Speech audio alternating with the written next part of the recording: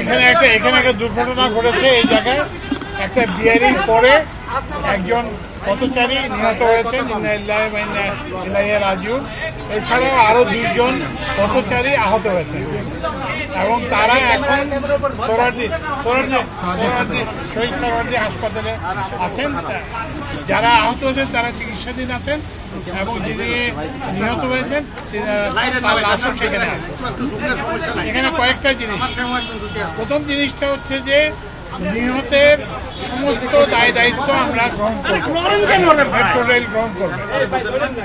প্রাথমিকভাবে পরিবারকে 5 লক্ষ টাকা সাহায্য দেওয়া হবে, নিহতের পরিবারকে দেওয়া হবে। এরপরে নিহতের পরিবারে যদি কোনো কর্মক্ষোভ থাকে তাকে মেট্রো রেলে চাকরি দেওয়া হবে। এটা হচ্ছে প্রথম। বান্ডেল থাকলে প্রতি সেনমানিতে টাকা বাঁচবে। বিকাশ সেনমানি বান্ডেল কিনে জিতুন প্রতি লেনদেনে। সোহরাওয়ার্দী হাসপাতালে।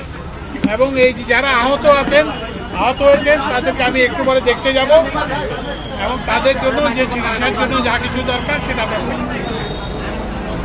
তৃতীয় যে জিনিসটা হচ্ছে যে এই ঘটনাটা কেন ঘটলো সেটার জন্য আমরা একটা তদন্ত কমিটি গঠন করেছি।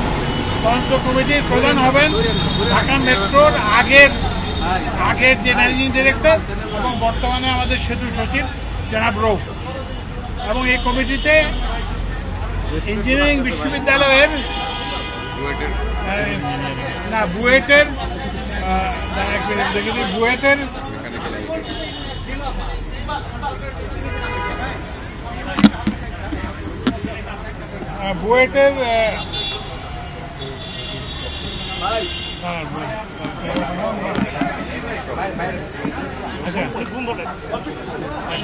বুয়েটের প্রফেসর ABM তৌফিক হাসান, মেকানিক্যাল ইঞ্জিনিয়ারিং প্রধান অধ্যাপক, উনি থাকবেন।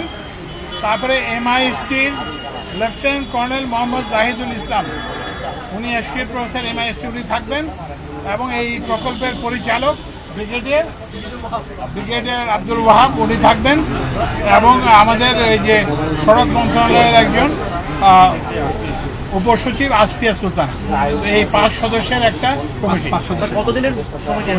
1 মাসের মধ্যে, 2 সপ্তাহের মধ্যে কমিটি রিপোর্ট দেবে। এবং এই কমিটি কি দেখবে সেটা হচ্ছে, প্রথম কথা হচ্ছে যে এটা কি ডিজাইন ডিফেক্টের কারণে হয়েছে, যে এটা কি নির্মাণের কাজের ত্রুটির জন্য হয়েছে, নাকি কোনো নাশকতামূলক কিছু হয়েছে, কি কারণে সেটা দেখবে। এবং এটার জন্য যারা দায়ী তাদেরকে চিহ্নিত করবে এবং এই ধরনের ঘটনা যাতে ভবিষ্যতে না ঘটে সেই জন্য সুপারিশ প্রদান করবে। আচ্ছা, হ্যাঁ, এর আগেও এই ধরনের এরপরে তখন কি করা হয়েছিল? তখন স্যার ইনভেস্টিগেশন করা হয়েছিল এবং আমরা সমস্তগুলি চেক করেছি, সমস্ত বিয়ারিংগুলি। তাহলে এটা হলো কিভাবে আবার? এটা স্যার আমরা দেখছি। হ্যাঁ, আচ্ছা, যাই হোক, তো এইটা আমরা এর আগের ঘটনায় 11 ঘন্টা মেট্রো বন্ধ ছিল, আজকে অলরেডি 2 ঘন্টা পার হয়ে গেছে। কতক্ষণ মেট্রো খুলবে? আসতেছি। তো তাহলে আমরা এটা আমরা অপেক্ষা করি এবং রিপোর্টটা, তদন্ত কমিটির রিপোর্টটা পেয়ে আমরা ডেফিনেটলি যেটা যথোপযুক্ত ব্যবস্থা। তৃতীয় জিনিসটা হচ্ছে যে মেট্রো রেল কখন চালু হবে। তো এখন এটার কি অবস্থা? বান্ডেল থাকলে প্রতি সেনমানিতে টাকা বাঁচবে। বিকাশ সেনমানি বান্ডেল কিনে জিতুন প্রতি লেনদেনে। এখন মেট্রো রেল আমরা স্যার আগারগাঁও পর্যন্ত চালু করতে পারবো উইদিন দ্য শর্টেস্ট টাইম, 2-3 আওয়ার্সের ভিতরে। আর এই সাইডটা আনতে পারবো না এখন, আরো ভিতরে দিয়াবাড়ি পর্যন্ত চলবে। এখনো করবেন না, দুইটা পরিচয় আজকে চালু করা সম্ভব? আজকে চালু করা সম্ভব না। এই সাইড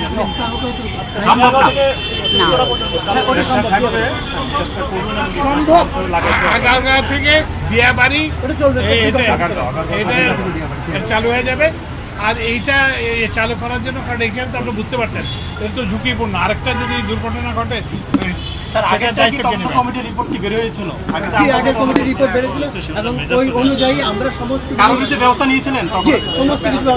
সমস্তগুলি ইন্সপেক্ট করা হয়েছে ফিজিক্যালি এবং এক্সপার্ট দিয়েও করা হয়েছে। না কারো বিরুদ্ধে ব্যবস্থা নেওয়া হয়েছে কিনা, কারো বিরুদ্ধে ব্যবস্থা নেওয়া হয়েছে কিনা?